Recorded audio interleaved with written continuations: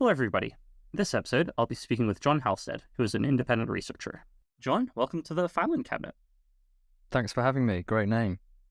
Thank you. A housemate named it for me. Okay.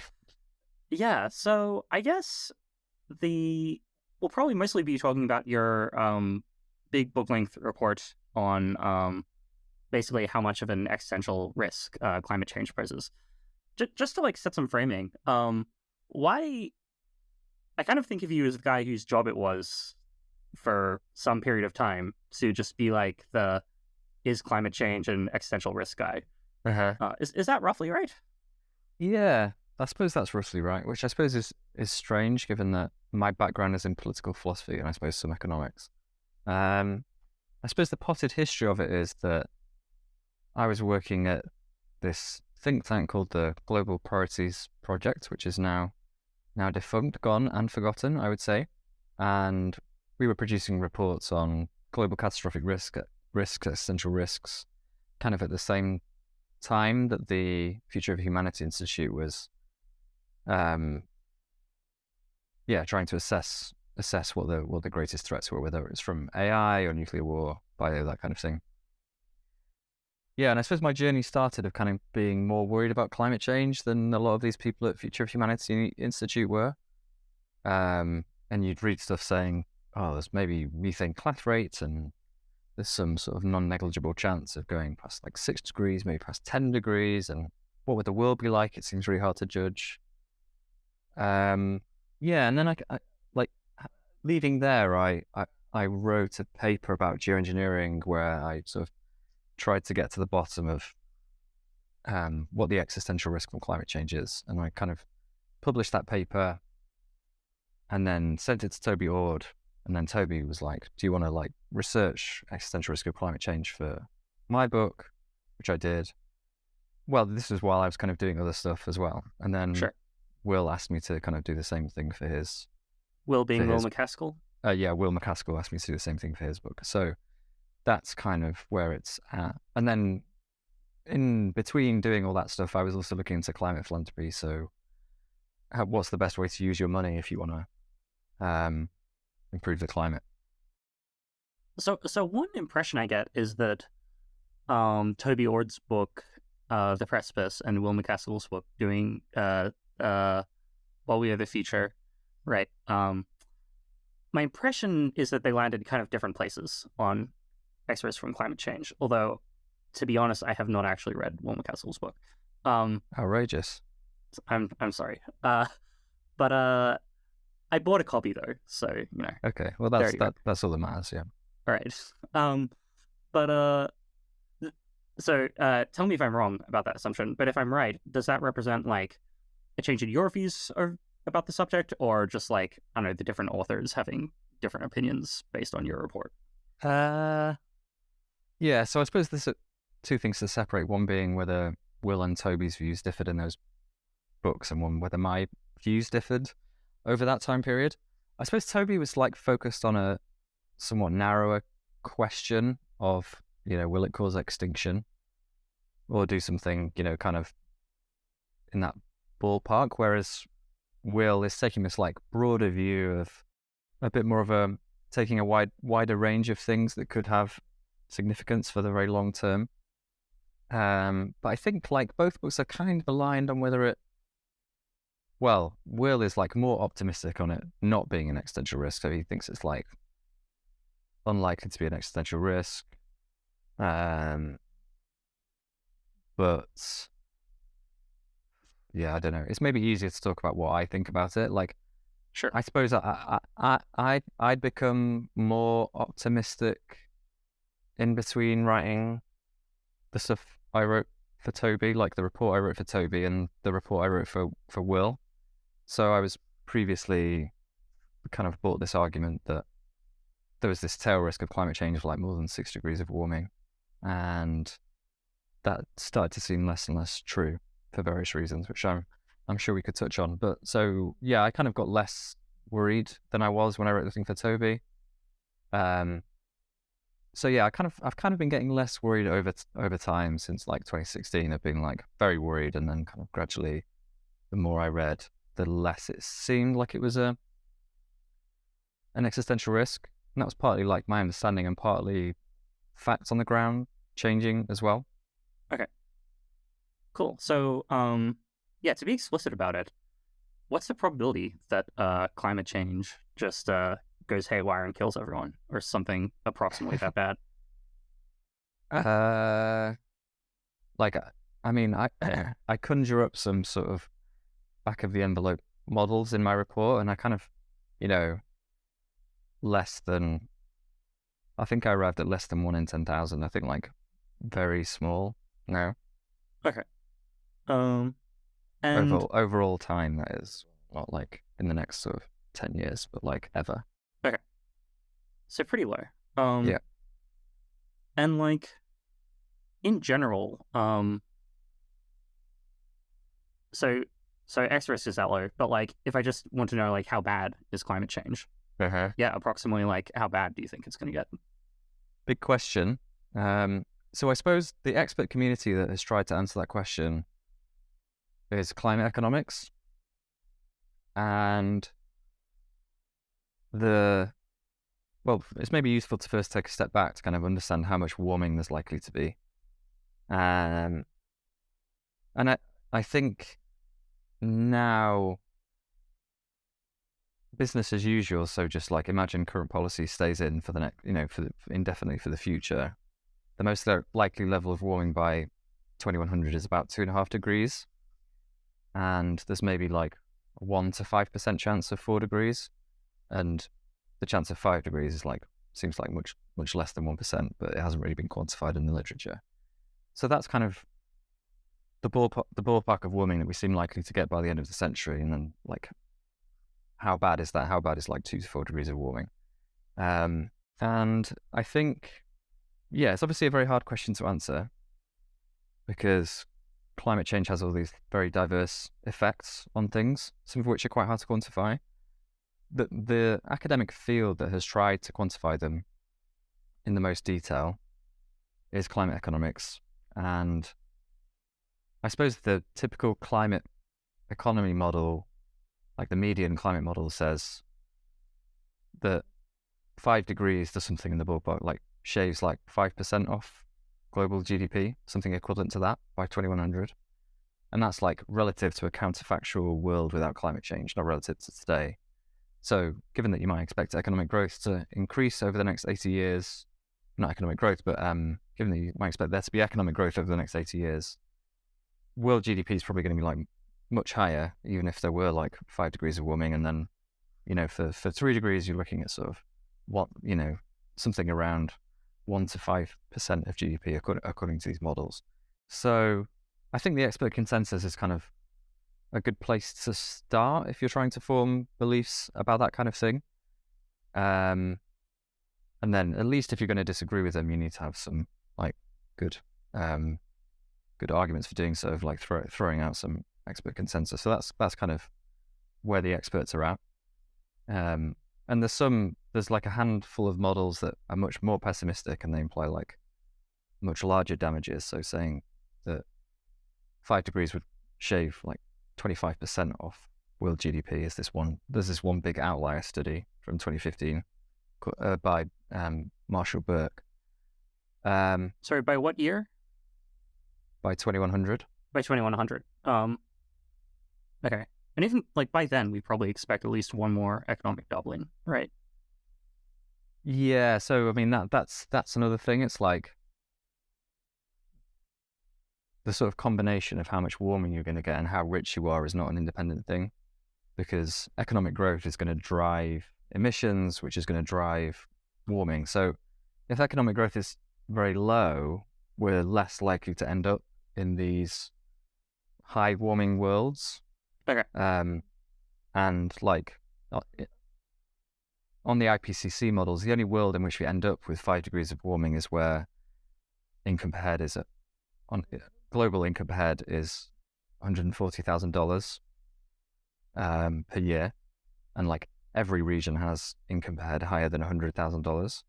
So it's like, not cornucopia, but not too far off. And And it's in that context that you get this 25% reduction in world GDP, according to this model, which I don't believe, which maybe we can go into. Okay. So that's kind of what the models say, and we can perhaps talk about why they might be wrong, why they might be right. Yeah. Yeah. So if I first situate you, or if I first try to get a sense of the expert consensus, so yeah, you just mentioned that expert consensus in terms of likely effects on climate change.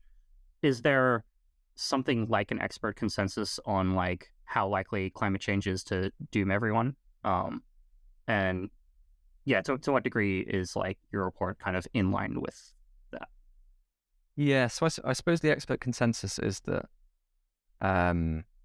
the main way that people are focused on kind of existential risks in the most sort of literal sense of, or like extinction risks, is the runaway greenhouse, where there's just this kind of, as the name suggests, this runaway tipping point feedback process that kicks in, and the earth warms uncontrollably, all the oceans boil off and everyone dies, everything dies. And the consensus in the literature is that it's kind of physically impossible to cause that by burning fossil fuels. So that's the view in the literature. There's some scholars say that there's like model uncertainty, like we can't be sure whether we might trigger a runaway greenhouse effect, but it kind of, given the way emissions are trending now, it does seem unlikely. Because if you think we're like heading for 2 to 4 degrees of warming, we know it's been sort of upwards of 15 degrees warmer in the past without triggering one of these runaway greenhouse effects. So it kind of be a bit of a surprise if like 4 degrees caused this uncontrollable spiral. And then the models kind of suggest that you can't do it. We're just like too far away from the sun, basically. So we'd have to wait for the sun to cause a runaway greenhouse effect when, it keeps getting brighter and brighter, and then that blows off the oceans. But it does look impossible with fossil fuels. So I suppose that's the expert consensus on that in my view. Okay. Yeah, and I think like if I think about like all people dying, it seems like there are two kinds of stories where like that I can think of where climate change happens and as a result everyone dies. Like either there's one of these like tipping points or one of these like feedback things where like some ice sheet melts and that speeds things up, or like runaway greenhouse, whatever. I don't actually know what that is, but I assume it's roughly what it sounds like. Yeah. I could also imagine like, I don't know, sometimes I talk to people and basically what they're imagining is like, look, you get some climate change, some places get less agriculturally productive, like you get like more refugees from place to place, you get famines, and somehow this just like makes everyone tense, and like, I don't know, countries want to fight each other more and they're like more aggro, and like that causes doom somehow. Yeah. Are those roughly the two types of stories? Yeah, then there might be another one that maybe some people believe where it kind of combines with other mounting ecological stresses. So if you have like a kind of Paul Ehrlich sort of hardcore environmentalist view, things are getting worse, we're putting stresses on the soil, and that sort of view, I think those people think that it like combines and everything kind of cascades from that, and you don't even need like a war or whatever to kind of kill everyone off. There's just some sort of, it's a bit like we're a macrocosm of Easter Island, where allegedly, which I don't actually think is true, but there was some sort of ecosystem shift driven destruction of like a human society, and the idea that might happen at the global level. Okay. So that's another story people tell. Is the story there? Is it something like soil gets less productive and things get warmer and like there are fewer fish or something, and so we can't feed ourselves? Or it's a bit hard to know. I mean, I kind of like don't buy it, and I like kind of strongly don't buy it. So, and then I find presentations of it a bit like hand wavy, Okay. and so I find it a bit hard to like. I want to be able to sort of pass the ideological Turing test and sort of describe it properly. So I'll try my best, but like I don't know. I think something like soil does often get brought up, of like stuff about soil erosion, this type of Yeah. view, like resources and water stress and this kind of thing. And like I've looked into the soil thing and I kind of just don't think it's real, basically. So yeah, but I think there's also maybe this sense that like we don't really understand systems very well, like these ecological systems that sustain us, and that if we like in ways we don't understand, they could like stop working if we kind of push them outside of what they've been doing since agriculture's been going. I think that's one idea of it. I kind of think that's wrong, and we can maybe go into that. But yeah. So okay, if we want to talk about this, maybe the first step in getting into detail is like how much warming, like, can we imagine ourselves seeing? So you mentioned that like the kind of mainline projection is something like maybe 2.5 degrees, maybe 4 degrees by the end of the century. Why? Yeah, can you give us a sense of like where that number is coming from and why it isn't like way higher? Yeah, so it's kind of driven by two uncertain things. One being like what are emissions going to be? Yep. Very hard to judge. Very hard to project economic growth. Very hard to project population growth. What technologies are going to develop? How's policy going to change over the next 80 years? It's very hard to predict. And then there's also climate sensitivity, and there's like different ways of measuring that. Most climate scientists focused on equilibrium climate sensitivity. And the idea behind that is that there's kind of like a logarithmic relationship between CO2 concentrations and warming. So if we were like pre-industrial CO2 concentrations were roughly 280 parts per million. And since the Industrial Revolution, that's increased to about 400, 450 right now parts per million. And the idea is that for every doubling, you get the same amount of warming. But the idea there is that, say we're at 280, we double to 560 parts per million. And equilibrium climate sensitivity tells us how much warming we get for that. And the best guess is something like 3 degrees for a doubling. The problem with that metric is that it tells you how much warming you get if you reach a certain level of CO2 concentrations, and then CO2 concentrations stay at that level indefinitely. And it's roughly telling you how much warming you get over a few centuries if that happens. But that's not really what's going to happen, because like for that to happen, you'd have to have a very precise amount of CO2 emissions to keep the kind of CO2 concentrations perfectly in balance in the atmosphere. You need like a very precise amount of CO2 emissions. What's more likely to happen is that CO2 emissions will kind of sort of stop or decline at some sort of exponential rate, and then that means that CO2 concentrations will start to decline. So the alternative you can use is this thing called the transient climate response to cumulative emissions, which is this nice linear relationship. It says that warming is proportional to cumulative emissions. Okay. And so, like, the more we emit, the warmer it gets, basically. Okay. That sounds like a very different model from a like logarithmic and concentration model, right? Yeah. So the difference is that there's like, so there's diminishing returns from CO2 concentrations to warming, but there's increasing returns from emissions to CO2 concentrations. Let me just think I've got that right. So like the basic idea is that the more we emit, like, so there's when you emit CO2, part of it is absorbed by the ocean, part of it is kind of taken in by the kind of the biosphere, like trees and things like that, and then part of it goes into the atmosphere. Yeah. And that's what adds to CO2 concentrations in the atmosphere.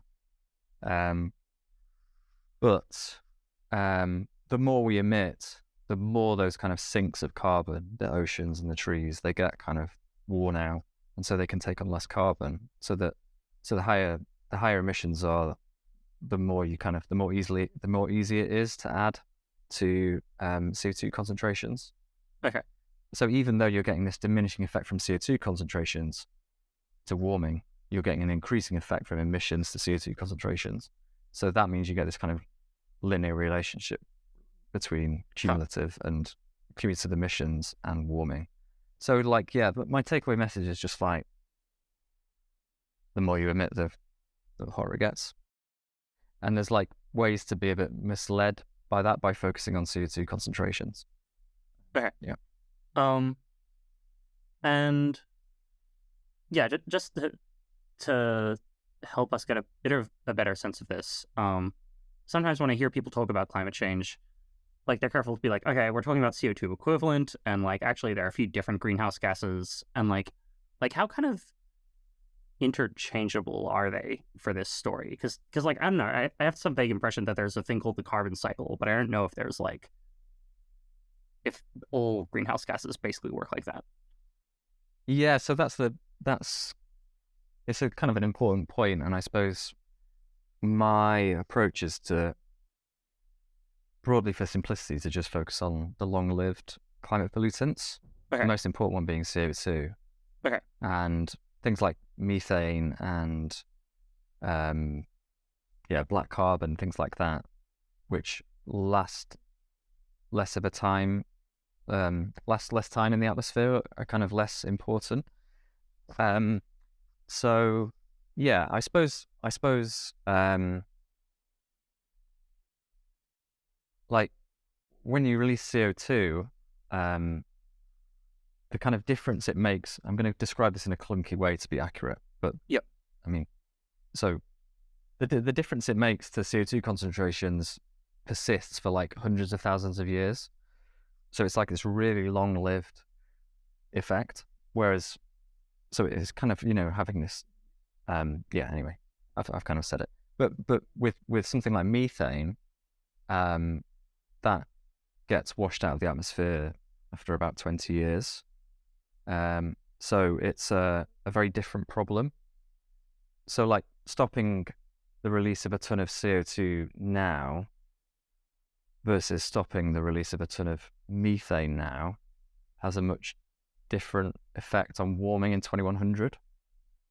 Doesn't mean that methane has no effect on warming in 2100, because methane, like warming you cause in the short term, can contribute through other causal processes to long-term warming. So you might like melt some of the carbon from permafrost, or kind of thaw some of the carbon from permafrost, and that might in turn contribute to warming, but the effect is quite different. But fundamentally, methane or other short-lived climate pollutants versus CO2, it's kind of a flow versus a stock problem. And the issue with methane, insofar as it contributes to climate change, is stopping the flow, whereas CO2 is this stock problem. It's like each time we emit CO2, it's kind of like if you just imagine adding a cement block to a tower, each ton we emit, and we just keep doing it. Once you stop, the tower doesn't go away. It's still there. And I suppose to sort of extend the metaphor, it gets eroded away over like thousands and thousands of years by different kind of processes. Whereas with methane's a bit more like filling a tub with a hole in the bottom. And it's kind of like, once you sort of stop the flow, it's kind of fixed. Okay. So that was a bit about climate sensitivity. And there's also this question of just like how much carbon dioxide does humanity emit before 2100 or something.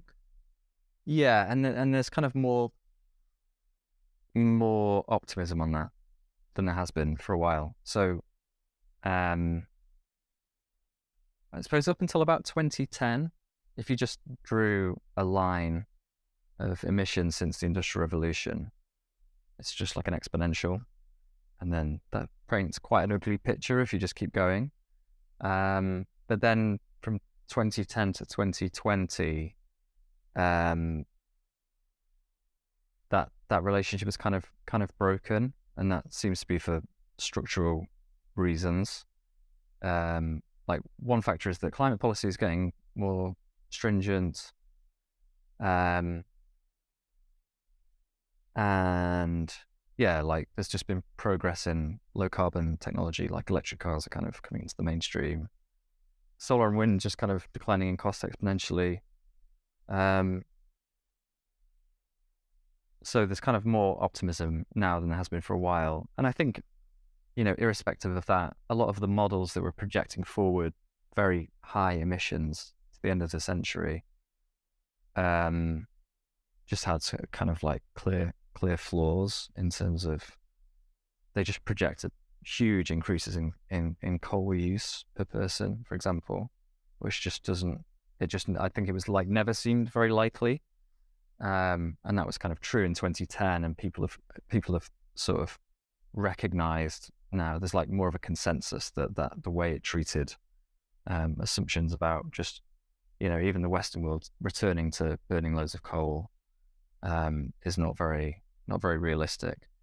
And then there's all these assumptions about growth, like that has an effect. And basically where it ends up is all these models which take various different methodological approaches. We can get into them if you want, but there is this sort of consensus in the like most likely 2 to 3 degrees, and then the tail is like 4 degrees, like the sort of upper 95th percentile is 4 degrees.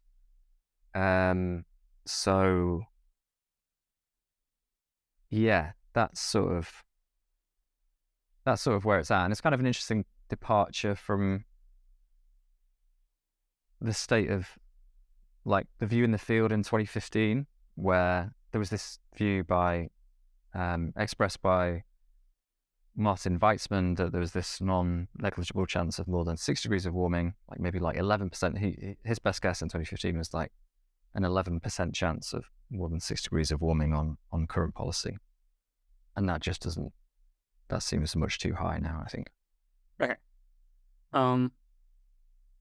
Well, like, what would you give the chances of 11% warming? Sorry, a chances of 6-degree warming.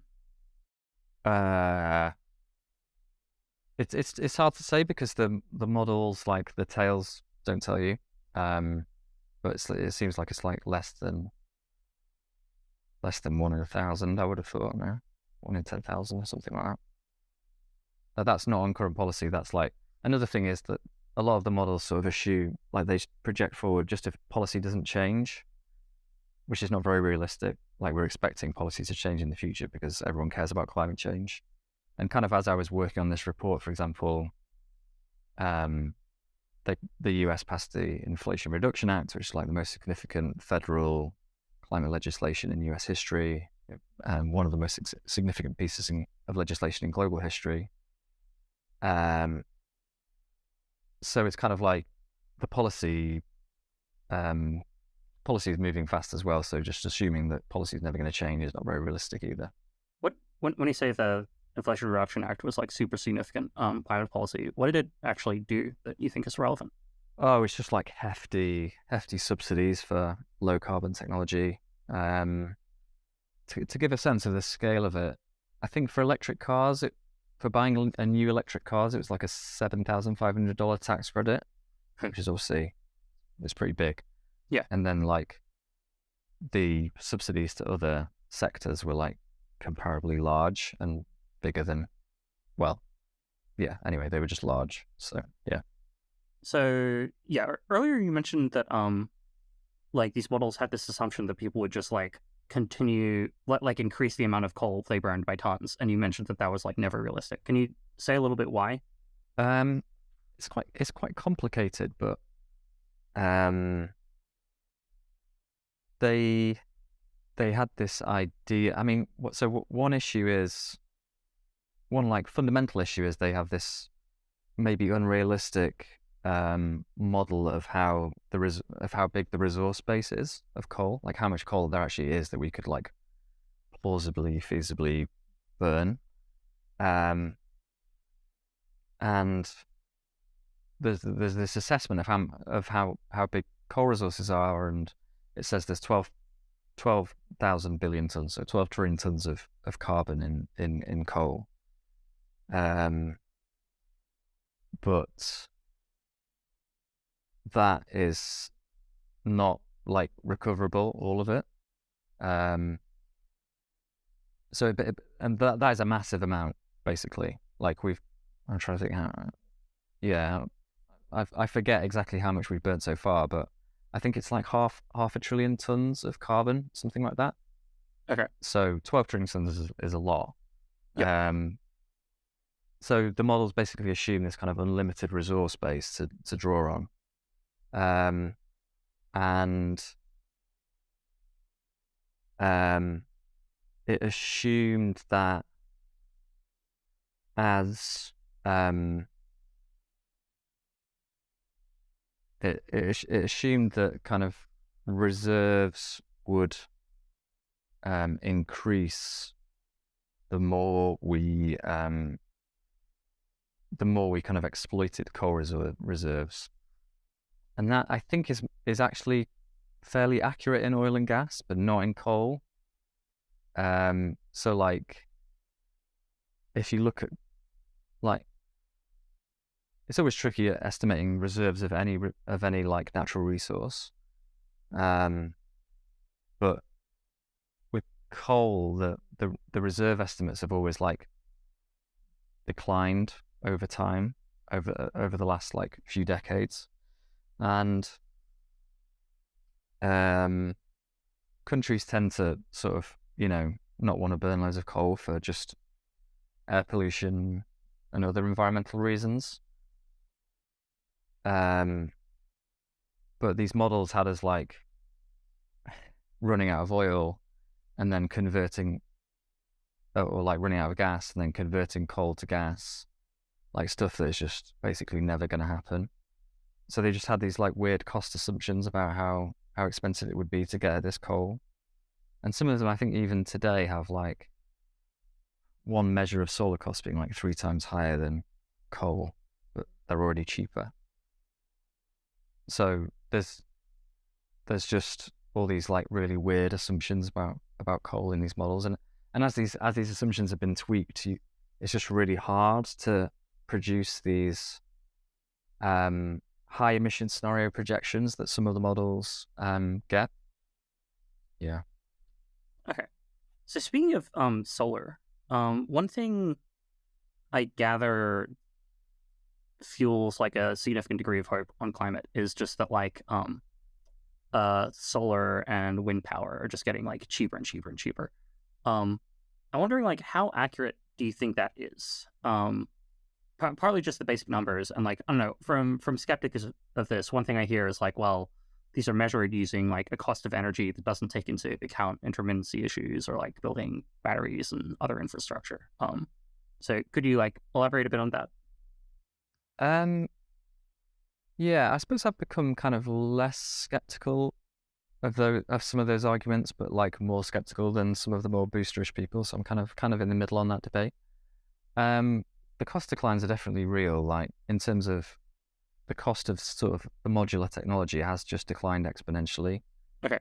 Over since 1970.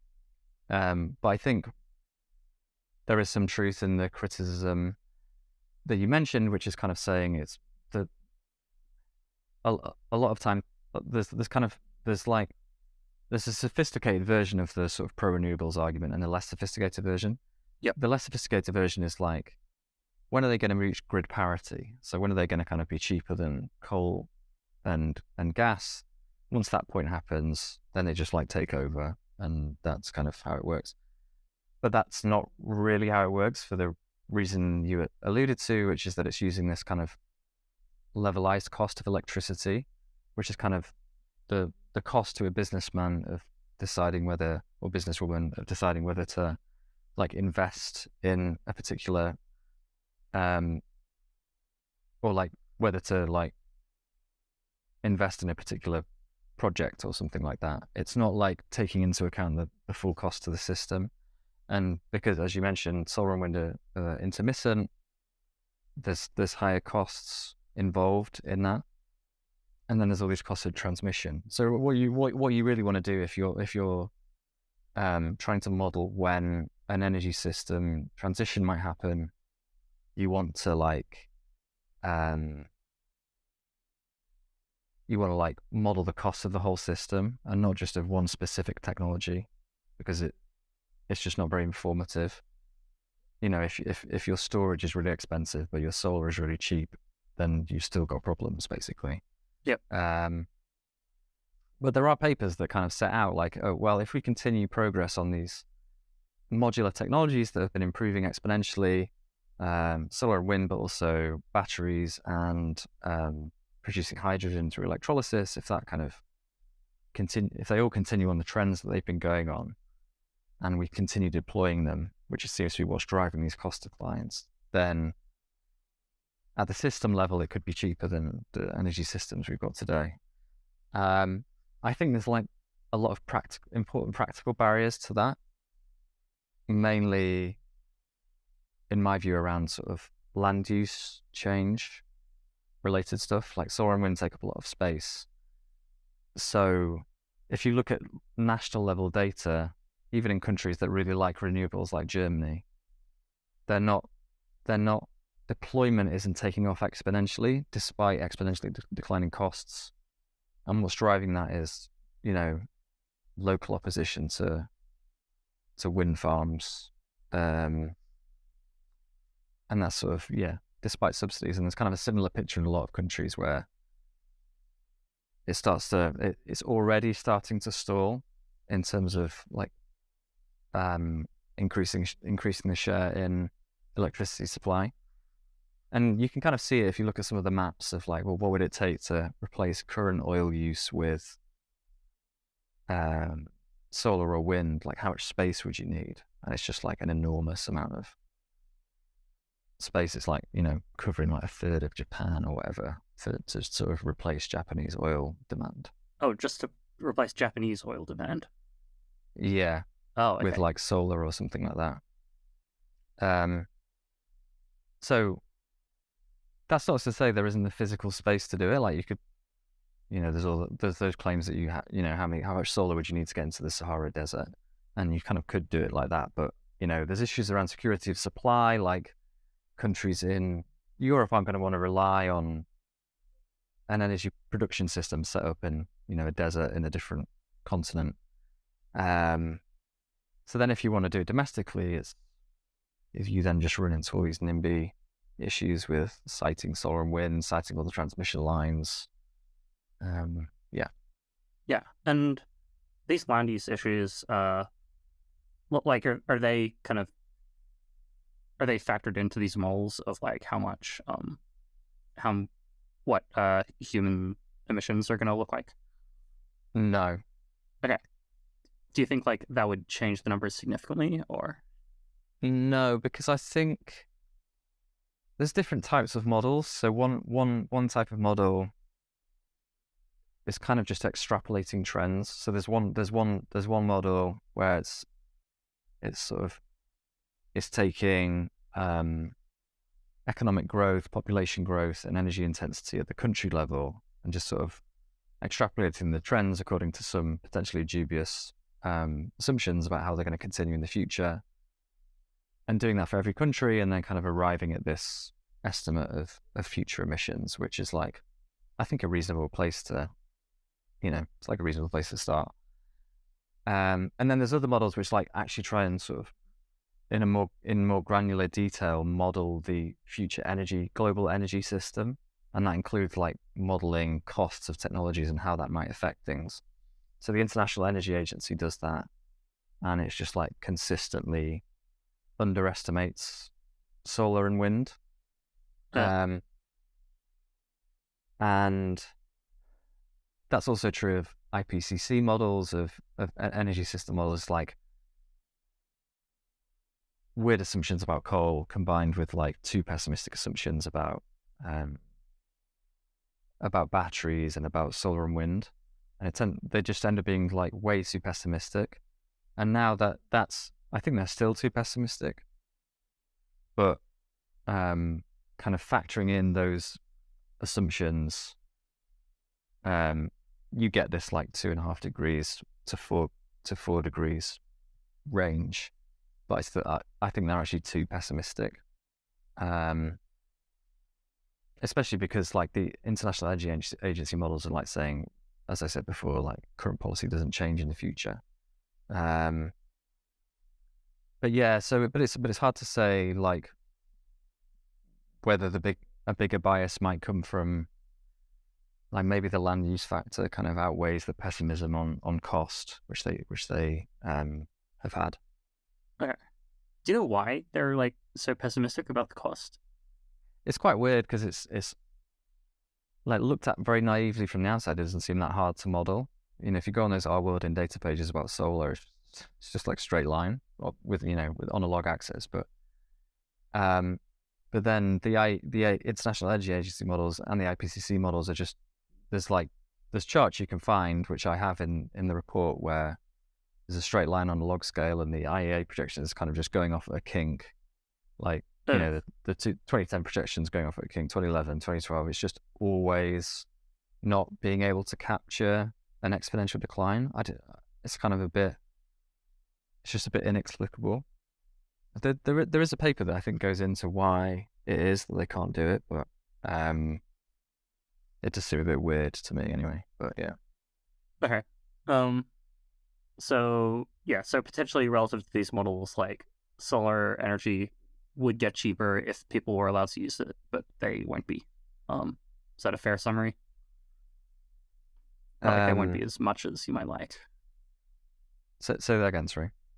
So my glib summary is that relative to like, I don't know, IPCC models or something, it sounds like solar and wind energy will probably be cheaper to use, but people by and large won't be allowed to use it. Yeah, possibly. Yeah, I mean, there's also energy efficiency. Like that's quite a big factor. Like if you start electrifying stuff, it's way more efficient than like combusting the fuel on site. Well, in most cases, like electric cars are just much more efficient than petrol cars. So you don't need as much energy. Why is that? Okay, you're pushing me to the limits of my physics bullshitting here. I think you maybe lose a lot of energy as heat. I'm going to go with that from memory. If you're like burning the fuel in the car rather than, you don't get as much. I mean, that's what it means for energy to be efficient, right? Yeah, exactly. Yeah, this is true. So I guess moving parts are bad, right? Like whenever things are moving, they might hit things or they might rub into things or. Yeah. Yeah, there was this nice advert once where it was kind of like, it was sort of showing, like, imagine if your computer ran on a little motor, you know, like a lawnmower or something. That would be sort of weird. And I suppose it's kind of a similar thing with cars. Yeah. Yeah. Yeah, on that note, how far do you think we're going to get in, like, electrifying things that currently use motors? Because like, it seems like the trade-off is, like, you can have a motor, or you can, like, have a motor that is powered by a tank that has fuel in it, or you can have a battery that stores energy. And, like, I think there's some concern that, like, well, you know, the battery is just way less energy dense than, like, oil is. Yeah, I suppose I'm quite bullish on the electric side there. I do just think electric cars are just going to be like just going to take over. Sure. I'm not sure so how there's long cars. It's I mean, cars, and then there's airplanes, then and it's trucks, like and boats also. yeah. So there is this line of thought where that says that it's much harder with heavy duty transport. So it's often classed as this like hard to decarbonize sector. But then I don't know. I think like for short haul air travel, electrification is definitely on the table. Long haul, it seems to be much harder, and maybe you need liquid fuels for that. Then there's this argument that for trucks, you need like the batteries take up too much space, and it's like not commercially viable relative to like diesel truck. But then I kind of think, well, you know, I've seen that disputed in places, and also like academic papers, I mean, and also like if batteries keep getting cheaper, then it's kind of a trade-off. It's like space isn't the be-all and end-all, and yeah, but maybe for shipping it's a bit harder, and then you need to be a bit more creative. But there are solutions there. But that's kind of the exciting thing about renewables is that, and these other like low carbon modular technologies that you can kind of see plausible ways forward. So with like shipping, for example,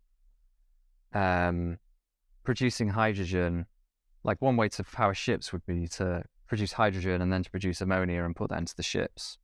And you can do that through solar and wind by like running electricity through an electrolyzer to produce the hydrogen and then convert it into ammonia. And the cool thing is like electrolyzers are also declining in cost exponentially, as well as solar and wind. So it's kind of like the technologies are sort of working in tandem, and it's sort of similar with batteries, like kind of go batteries, electric cars and sort of solar and wind go well together. And it's sort of the same with electrolyzers, and that could be combined to help with some of these more tricky sectors like shipping. But yeah. So there and in a few other places you mentioned like modular technologies for this low carbon thing. Should I be imagining that this is saying like it's not going to rely on like transmission by wires or something? We're just going to like either like make your own solar and store it locally, or like turn it into ammonium and ship somebody the ammonium? Oh, right. No, so I was kind of meaning like, I still think, even in the solar and wind future, it's still happening on like centralized solar farms. Okay. But it's just like the constituent parts of that are modular.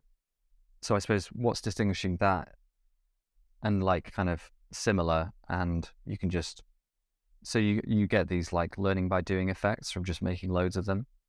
And that seems to be that's like the causal model that seems to explain this cost decline in solar. Whereas for things like the classic contrast to a modular technology is nuclear power, where the way it's been done of late anyway is like making an entirely new design each time you do it. It's not modular. It's kind of like every design is first of a kind. Why do you need a new design every time you do it? Well, I suppose it's safety regulations. But can't you copy the last thing that was safe? What's that? Can't you, like, suppose I build a nuclear power plant and I comply with my local safety regulations, and then you want to build a nuclear power plant like one state over. Can't you just copy what I did and also be compliant with safety regulations?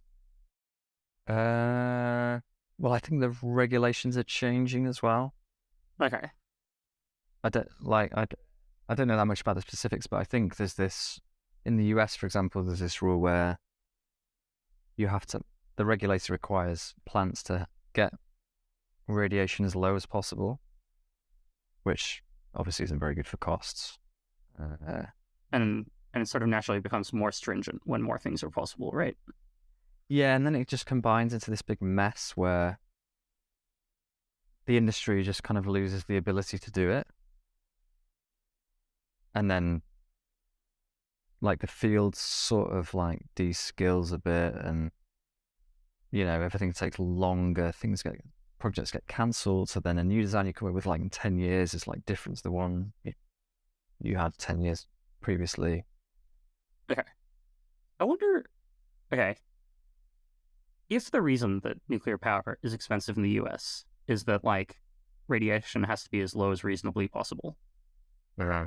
Could humanity just like forget a bunch of things about how to manage nuclear power plants, and then our nuclear power plants would be cheaper and then we could make more of them?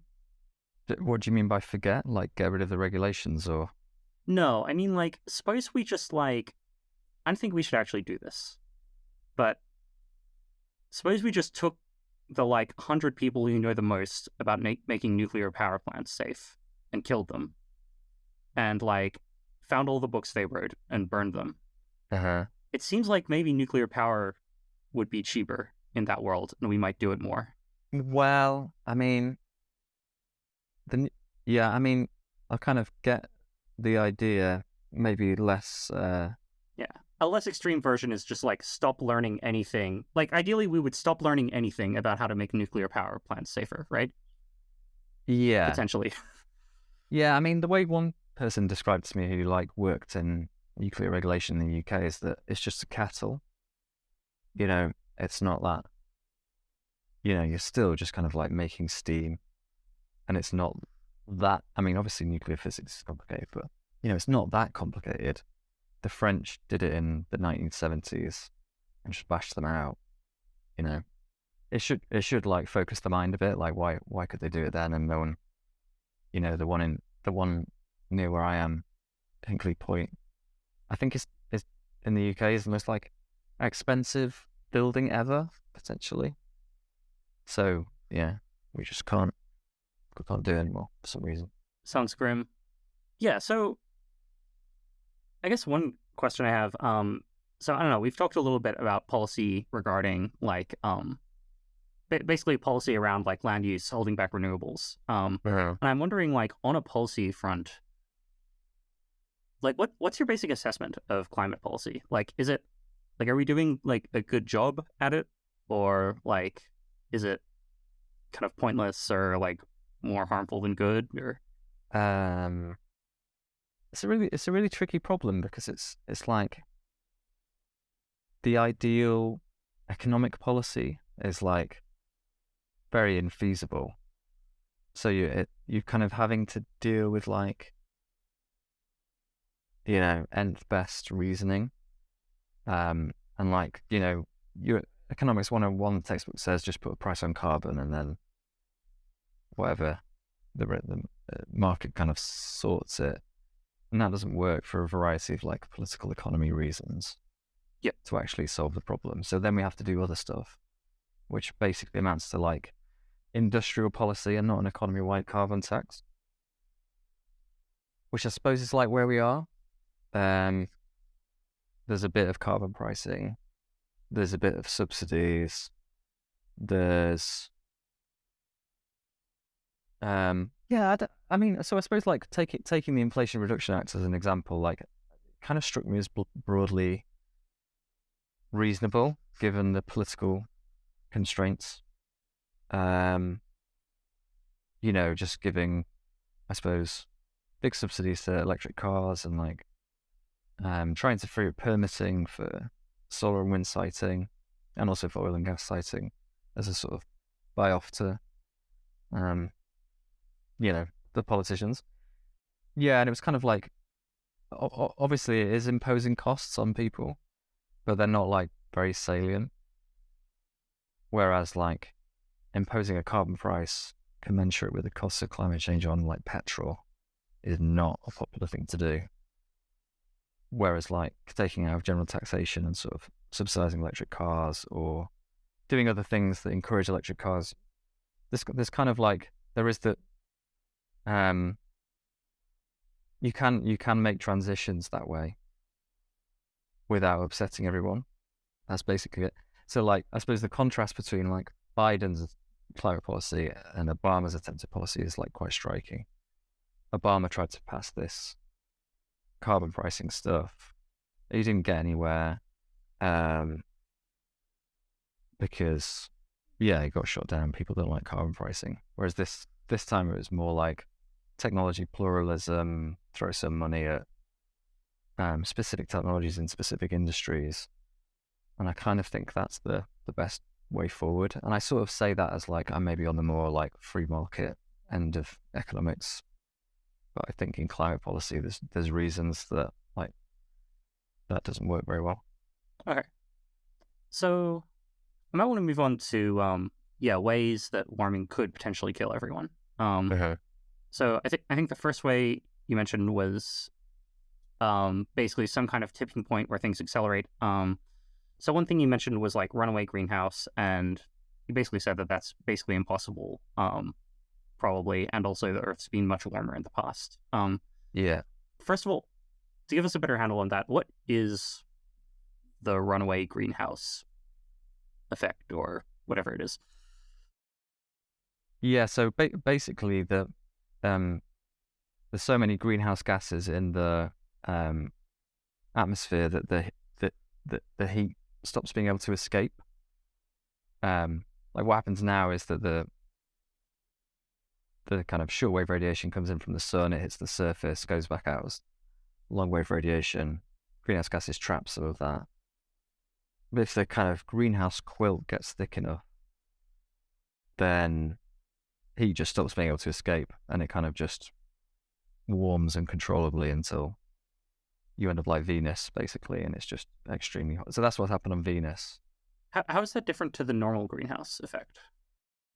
Well, the greenhouse effect is just the idea that greenhouse gases trap outgoing heat, I suppose. Yeah. Like, whereas the runaway is like, there are definitions. I forget like how hot it has to get, but it's kind of like it's not a stable thing. It keeps warming until like there's just no heat escaping, basically. Okay. Whereas now there is some heat escaping. And when there's no heat escaping, is the idea that that causes some feedback loop or some like... Yeah, well, there's heat coming in but none going out. Okay. So like instead of there being some equilibrium where like the Earth gets warmer, but like it takes in heat and it radiates heat and that's fine. It just like somehow by you significantly reduce the amount of heat can get out, and that just like increases equilibrium temperature by like a ton. So is that roughly right? Okay. Yeah. And so you mentioned that like there were two reasons to think that this couldn't happen. One is that the Earth has been much warmer in the past without us having runaway greenhouse. And one is that like a bunch of models think it won't happen. Basically.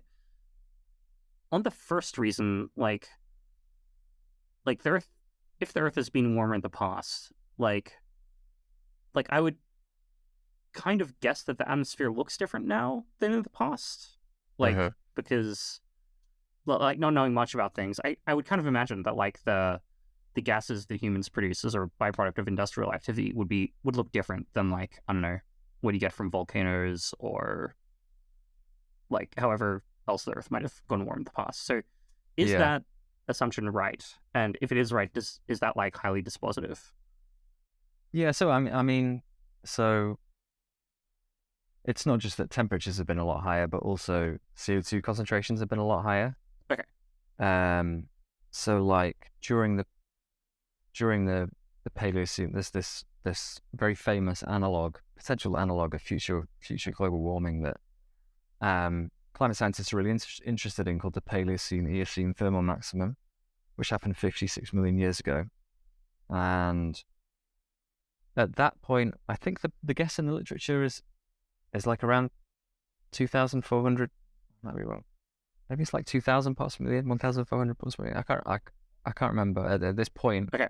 And then as a result of that, it was also like 17 degrees warmer than pre-industrial levels. We're about 1 degree warmer than pre-industrial levels.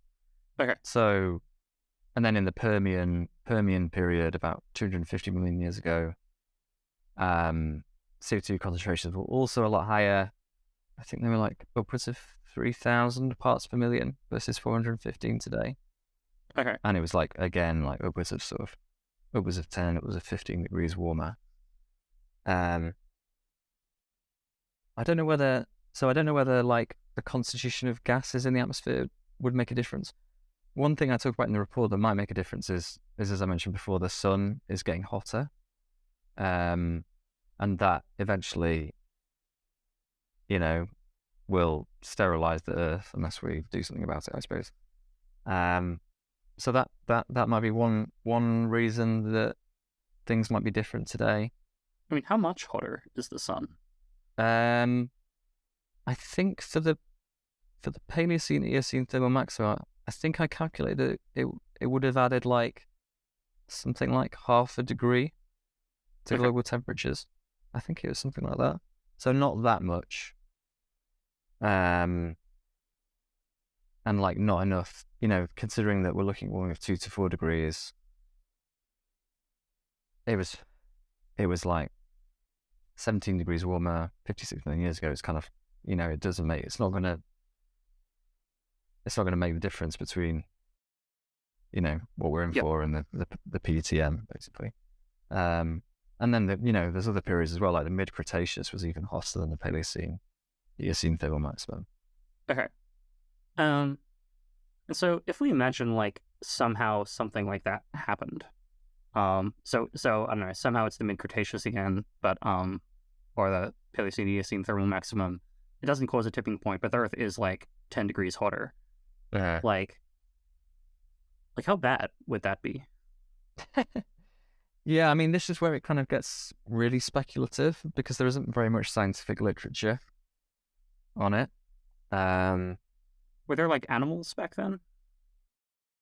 Yeah, so that's one way of looking at it. Like what was the world like when it was that hot, and it kind of varies. So, in the Permian, which is like the worst extinction event ever, there's this massive release of CO2 from a volcano in Siberia, and caused huge warming. Also released halogens, which kill loads of stuff on land. Wait a second. Sorry, Yeah, one volcano goes off and the Earth is like 10 degrees warmer? yeah, I think it was a big one. Well, I don't know whether it counts as one one volcano, but it's known as this. It's called a large igneous province. So, I saying like there was lots of magma here Okay. at this specific point in time. So I don't know whether it'd be like one or several volcanoes or what, but we know there was like a big volcanic eruption. Okay. So yeah, like CO2 is kind of especially bad for marine life. So it causes ocean acidification. It can lead to ocean anoxia. So you like, there's like less oxygen in ocean waters. Heat is generally bad for like marine organisms. So there's just this huge extinction event in the Permian and other points of large volcanism in the past, and also on land in the Permian because of the halogens thing that I mentioned. But then in the PTM, there just wasn't really, it didn't really register. Like it didn't cause a mass extinction, and like there didn't seem to be a big change in the trend of like species like there would have been species extinctions, but just from like the normal background rate, but it doesn't seem to have risen markedly, except among some sort of single-celled marine organisms. But like there wasn't anything like a mass extinction, and in fact at that time there was this huge flourishing of mammalian species on land, although some of them were small because it was so hot. And the Eocene was known as this time of kind of ecological flourishing. So there's that. The mid Cretaceous, there was like kind of again ocean anoxia, but there wasn't a mass extinction. There hasn't been a mass extinction caused by a warming event. That like I kind of discuss in the report at some length how over the last 160 million years, CO2 release and warming doesn't seem to have been like correlated to like ecosystem trauma that we might think would be a warning shot to humanity. But prior to that, it was in a very big way, and that's like a bit of a puzzle, and one that's like potentially important to resolve for thinking about how bad these like very extreme states would be. But like, there's ways you can like guide intuitions about it, I suppose. And I suppose like you could think about like the habitable space that humanity lives in today, and where does civilization thrive? It's kind of like, in the colder northern European countries or in Canada, maybe the annual average temperature is something like 5 degrees or maybe lower than that. Celsius. And then there's like places like Singapore where I don't know, the annual average temperature is going to be like 25 degrees, and that's true in like Shenzhen as well. So there's like big, and then so that's the variation in annual average temperature, and then you've got to think about this big kind of within a specific location. There's just very large diurnal, seasonal changes in temperature. Yeah. So like thinking about what I live the changes that I live through in the morning at this time of year, it might be 0 degrees, and then maybe it'll rise like 8 degrees. In the summer, it'll increase to 25 degrees. So there's like quite humans do kind of live and sort of survive and thrive in some cases in these like quite diverse environments, and like that's I suppose a way to sort of, if you had this sort of view where you think that like humanity is going to try and find a way, then you'd think probably like a lot of land gets freed up in sort of Greenland, Alaska, and Canada and Russia, and in extremis people could move there in these worlds that are like 10 degrees warmer. It's not going to be very nice in the tropics. Like no one seems unlikely anyone would want to live there, and in the subtropics as well potentially. But like even that, in terms of sort of destroying humanity directly, at least, it's kind of like it's a bit hard to tell a story about why it would happen. Yeah. I mean, I think so. It sounds like, yeah, like humans can move, or we can use aircon or something. We can just Yeah. handle like big changes in temperature. I mean, I do wonder, like, I don't know. I have this impression that like agriculture is maybe a bit finicky about like what soil it likes to be in and what temperature it likes to be in.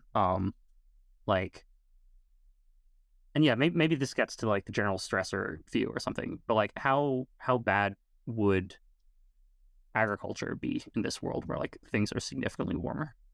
Yeah, it's kind of hard to say because there isn't really any literature on it. Huh. That I found anyway. Like for in this sort of 10-degree world, how bad is it? Yeah, I mean, there's like combinations of things to think about. There's there's soil and there's precipitation patterns and there's heat. And then like in the absence of having a model actually kind of model those things out, it's like really hard to say what it would be like. I mean, my guess is that for 10 degrees of warming, definitely humanity would be like enormously diminished, but like we'd still be able to do agriculture, I think, would be my guess. Okay. But it's like not a studied question in the scientific literature. Are there degrees of warming where like there is study on how agriculture would fare? Yeah, I mean the scientific literature tends to focus on the effects of like 5 degrees of warming. Okay. With agriculture, it's a bit tricky because like there's a difference between the temperature change of like a certain crop might experience and global average warming, because warming is going to be higher on land and higher in certain regions. So like at higher latitudes, it's probably going to be higher. But there's loads of literature on the effects of like 5 degrees of global average warming on different food crops, Okay. which I think is kind of like, I was worried about that before reading it. It's kind of like I found it broadly comforting. Yeah. What's Well, so over the last like 60 years, for the major food crops, yields have increased by like 200 to 300%. And the projected effects of climate change on the major food crops, which are like soy, rice, wheat, and maize, for like 5 degrees with adaptation, it's like a 20% decline in yield relative to a world with no climate change. okay? So if you think that like progress in agricultural yield is going to continue, then it's bad, but not like destroying agriculture. And also, I think that is like a pessimistic estimate for various reasons. Like one being that, like even for it's measuring like the in situ, the effect on yields, assuming that the crop doesn't move. So it's not taking account of crop migration. But in the real world, we're going to expect crop migration in the face of warming, and that kind of is happening. They're growing champagne or they're growing sparkling wine, I should say, in England now. But there's less trivial examples of that happening, obviously. A lot of the studies don't account for the CO2 fertilization effect, where CO2 increases the efficiency of photosynthesis, which is kind of good for plants. And obviously it's sort of hard to predict how technology is going to change, like what adaptation options we're going to have available in the future. And, you might think in a warming world, we might do genetic engineering for heat tolerance, that kind of thing. There'd be incentives to do that. Maybe there'd be regulatory barriers in some places. But, adaptation options like that are probably going to get taken up. And then, yeah, so I thought, but anyway, even assuming that it's kind of pessimistic, or even assuming that this seemingly pessimistic estimate is accurate, it's not the end of agriculture. It just seems quite clear to me that it's not. For levels of warming that we're likely to see of 2 to 4 degrees. Okay.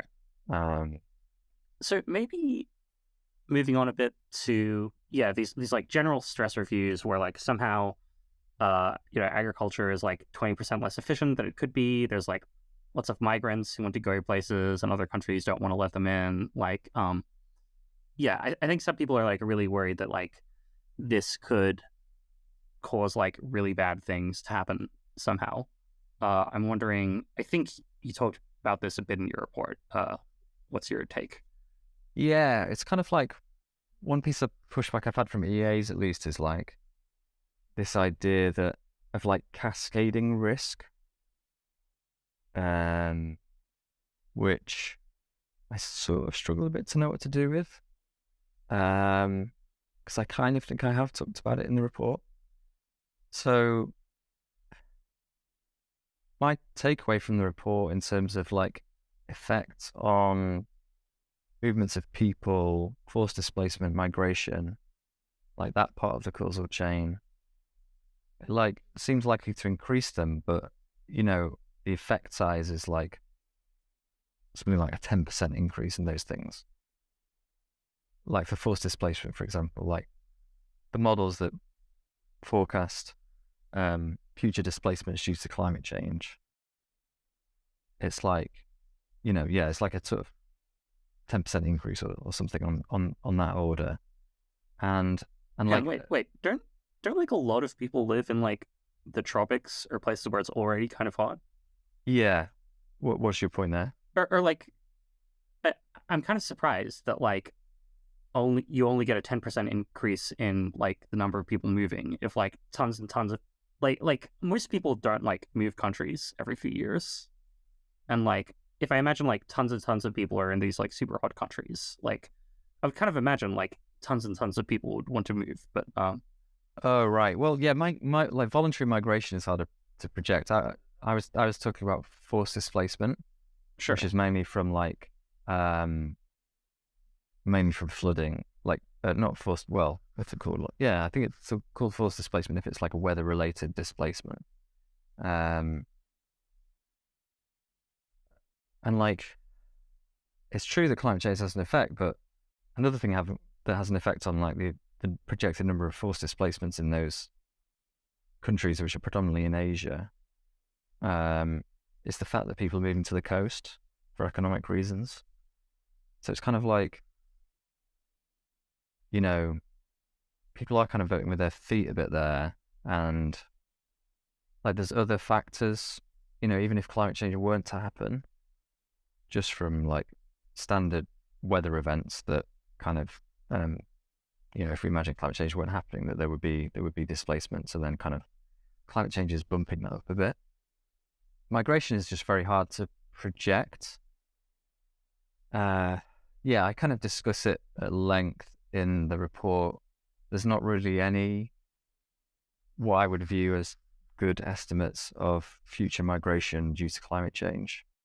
So it's hard to predict I think maybe one picture people have is this idea of like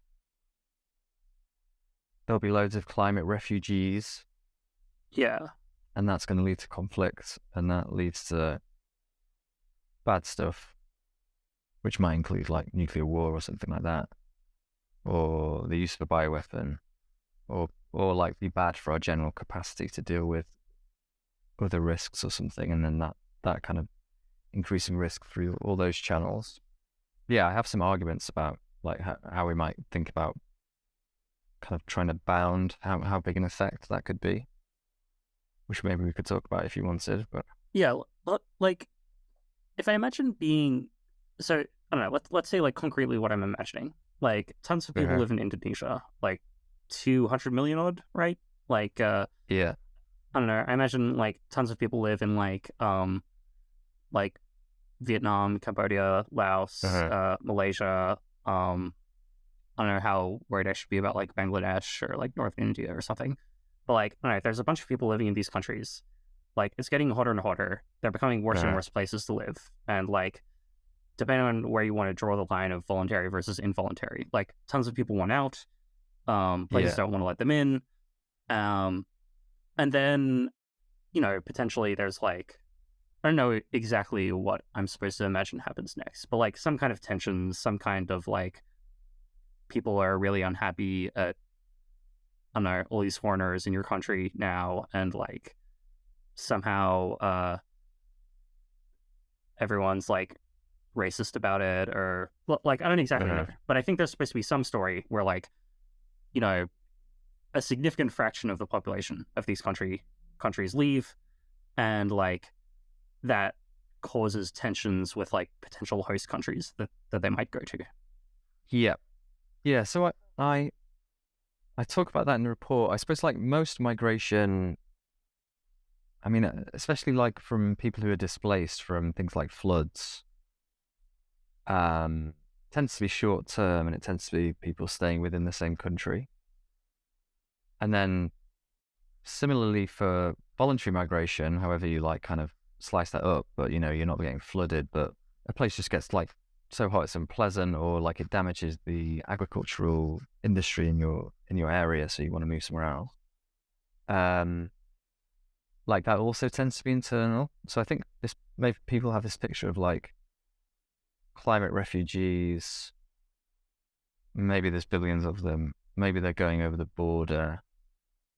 Um, and that causing like the problems that you mentioned, and maybe that like then spilling over into something else. Um, so I suppose, yeah, like that's like one observation, is that people tend to stay within their own country. So insofar as there were tension, it's most likely to be people within the same country from different regions experiencing some sort of issue with, uh, you know, a new group. Um, which does which does happen, right? Like does happen, yeah. Seems bad. I suppose like so, yeah. So maybe we can get into like how sort of how big a deal is this? It's obviously like very hard to answer, but so one thing to think about is just to understand how big a deal that is. You like need to think about how big the effects of climate change are in the first place. So like what like is it becoming unbearably hot such that like no one wants to live in an entire country, or is it just like there's more heat wave deaths according to that you can't really observe yourself, but like an academic study could. You wouldn't be able to spot it with the naked eye, if you see what I mean. Like which of those is it? And I suppose like the economic models I mentioned before are tending to say that um, it's more the second one, and like there are heat wave deaths now, there are temperature related deaths now, and it's kind of bumping that up a bit, but it's not like increasing it by 100% or something like that. And this is happening for Asian countries, at least. It seems this is going to happen in the context of increasing socioeconomic development. People like better adaptation options will be available to people, like air conditioning or whatever, for the heat stress, these countries are kind of fewer people are going to be involved in agriculture, which are more like weather exposed sectors. Um, and yeah, working in industries where you can like more like your productivity isn't as contingent on climate related factors, basically. I suppose the thing about climate change that I'm most worried about is like effects on poor agrarian societies in Africa that like have low growth and are reliant on rain-fed agriculture. It definitely seems like there could be quite large regional costs there, just in terms of like increasing heat stress and changes in precipitation patterns, maybe like drier places getting drier, that affecting agriculture or like causing additional heat waves. But yeah, and that seems like it could be bad. I suppose like you still need to think about like how big an effect is this going to be, and in the absence of climate change, it's already quite bad because those people, like a lot of people in sub-Saharan Africa, are extremely poor. So that is like one point. It's not like it's complete absence of this process. Climate change probably exacerbates that. That definitely exacerbates that process. And then the question is, how does this translate into a global catastrophic risk or a global catastrophe or civilizational collapse or something? And it's kind of like when it's sort of instructive, I suppose, when you were describing it, where you were going like, and then people move, and then there's racism, blah blah blah blah. Basically, Yeah. it's kind of like I suppose that's where it often ends up. And I kind of can see that. I suppose like one real world example people might think about is the Syrian civil war, where people say allegedly it was related to a drought, and that led to like food price increases, and that caused riots, and that led to this big civil war that like the major powers were sort of dipping their oar in. That's like a process people might have in mind. And I suppose in the report I try to like kind of, the approach I take is I suppose to reason backwards from like, okay, let's assume that kind of culminates in some sort of major disaster. What would that look like? And then, so say, supposing it's like nuclear war, and we're like, how big a driver is climate change and nuclear war risk this century? And how big a driver is climate change of like the use of a bioweapon this century? And I kind of reason back from there. And I suppose that like, I felt like took a bit of the air out of the argument of this, like these indirect risks that just sort of cascade and cause all these problems. So it's like, I suppose with nuclear war, for example, the impacts I can see are like, the worst impact seems to be lots of damage to sort of sub-Saharan African countries that have basically never experienced, a lot of them have never experienced economic growth, and they're still, most of them are still extremely poor. That somehow leads to civil conflict, which in turn leads to interstate conflict. And then it's like you need to drag in the nuclear powers, and then there needs to be a nuclear war that's big enough to cause a nuclear winter. And there's lots of ands in that story, which means that like, no one who's saying like when they're saying like what's nuclear war risk this century, people don't really think about that story doesn't really figure. People go like, maybe China's going to invade Taiwan. Maybe that's going to involve the US and its allies. And maybe, you can see pretty clearly how that could escalate into the use of a nuclear weapon. You can see it with like Russia invading Finland or something. Or how the current conflict, you can tell stories easily there about like the territorial aims of Russia and this sort of strategies of NATO, possibly combined with misunderstandings, like culminating in nuclear war. But like how you get there from sort of climate change causes sort of increasing civil conflict in Africa, which is already going on, is tricky. And sort of similar for biorisk, like the argument that biorisk is large this century is sort of gene synthesis is getting cheaper and cheaper.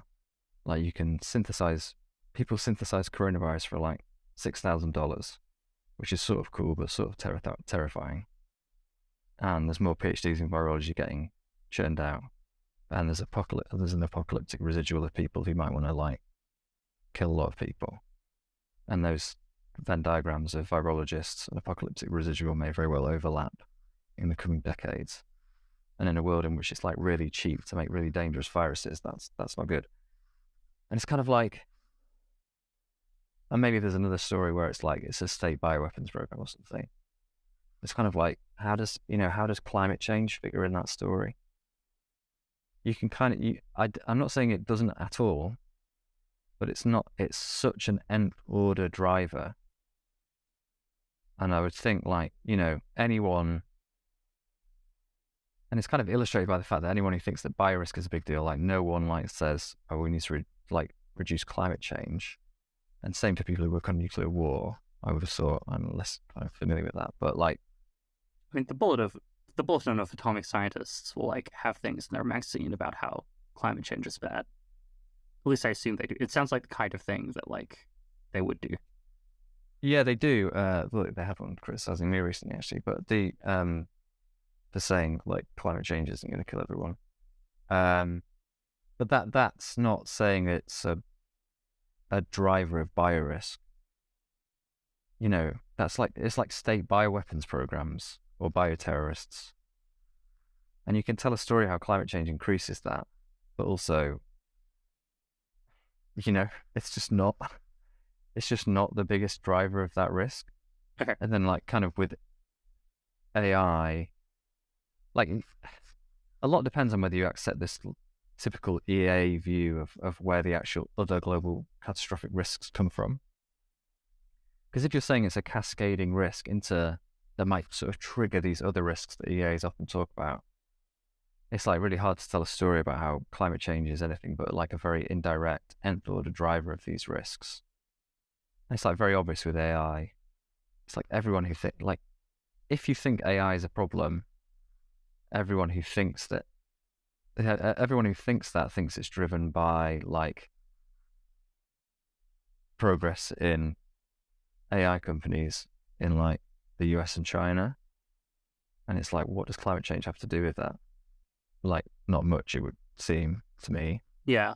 I guess probably the biggest link is like, if you could somehow, and again, this is sort of like on the antisocial end of things, but like if you could somehow just make energy much more expensive, for instance, by doing climate change policy, then like it might be more expensive to build like giant, compute centers that like run AI. Yes, I've heard that as a galaxy brain reason for why like nuclear fusion might be bad is that it would like reduce the cost of compute. But yeah, that kind of points in the other direction of making climate policy. Oh no, it makes it good, doesn't it? But yeah, I mean, like that's one thing, but it's not this like, yeah, I don't know what energy cost is as a cost of compute, but I don't know how big a difference it would make. Yeah, I actually don't know myself. But yeah, I suppose the idea is if you kind of reason backwards from what's driving those risks, for the next 80 years or whatever, insofar as we can like form reasonable ideas about that, it's like hard to put climate change in the picture. People like find that, as I've found, some people seem to find it like unsatisfactory. And they say like, we're in this fragile, interconnected world and climate change is like cascading risk. And I kind of think I've answered that in the report and with that argument, but they don't seem to buy it, so I might be missing something. I can't. Yeah. It also with the cascading thing, it also just it feels a bit like it's sort of from the armchair. Like it's kind of, you can say it, but like, why believe it? Do you know what I mean? Like there are tons of things you could probably say that about. Yeah. yeah, it's it. I mean, that's another thing. It sort of feels a bit suspicious. It's like there's one group of people saying climate change direct effects are going to kill everybody. Like some activists, like a lot of activists say that. It's in the press a lot, and there's like a handful of scientists who say it, stuff like that. And then I've kind of gone and said, I don't think that's true. And the climate economics, like the models that try to actually answer that question say it's not true. And then it's like, oh, well, there's this other like kind of weird causal process that's literally never happened before. That means that will happen, but for like very different reasons. It's kind of a bit like, you're kind of reaching to sort of save the conclusion that you wanted.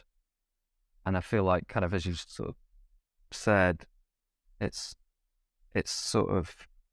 kind of like there's lots of things that you could sort of tell this story, like bad monetary policy.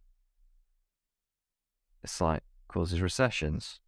There's, economic turmoil causes civil conflict, da-di-da-di-da. And it's sort of like, I never see anyone making that argument. Or like malaria, malaria kills like hundreds of thousands of people every year. And no one, like, it's clearly like a tragedy, but no one says like, not only is it a tragedy, but because of the sort of cascading effects of this like enormous tragedy, there's going to be some sort of like collapse of global civilization. I think people think like, that's not how it goes down. And it's sort of, do you know what I mean? Like, Yeah, I guess malaria isn't getting worse, right? Like if we'd already had like the world being X degree hot and it's just going to continue, then like maybe these like scary stories would seem less likely because we could just look at what happened in the past. but then the climate change thing also isn't. I mean, like the effects that climate change influences also isn't getting worse. So like that's where I suppose maybe I diverge from some of these critics of this argument. It's kind of like agricultural production, according to all of the models and according to like what seems to be just common sense assessments of trends, will be higher. Food consumption per person will be higher, notwithstanding climate change. Income per person will be higher. So these like, it's like, and then like with things like heat stress deaths, it's kind of, once you actually plug in what I think of plausible assumptions about adaptation and about socioeconomic development, it's unclear whether temperature-related deaths will be that much higher. So it's kind of like, it's not getting worse. Like biorisk is getting worse. The risk of an engineered virus is unequivocally getting higher, and will continue to get higher over the coming decades. And same for AI. But like the risks of which climate change is a stressor, it's like kind of unclear whether they're getting worse. Like, at least unclear. If you're saying that there's going to be like agricultural disruption, I sort of want to say, well, even in Africa, agricultural yields have increased by like, I think 200% over the last 60 years. It might just be like 100%. But like even then, like food consumption, if you look at projections across a range of socioeconomic scenarios, food consumption per person is increasing. So it's kind of like climate change is bad, but it's not like I still think average living standards are going to be higher in all regions, and there will be some losers for sure. But it's not this thing where it's like it's a stressor. It's like it is an increasing risk, but like the things that it's supposed to trigger, it's like getting more resilient. Like the food system is getting more resilient. There's more slack in the system. Yeah. Cool. Well, so we're about out of time. I'll link them to your report in the description. Thanks for talking today. Cool. Yeah. Thanks. Hope it was useful and fun.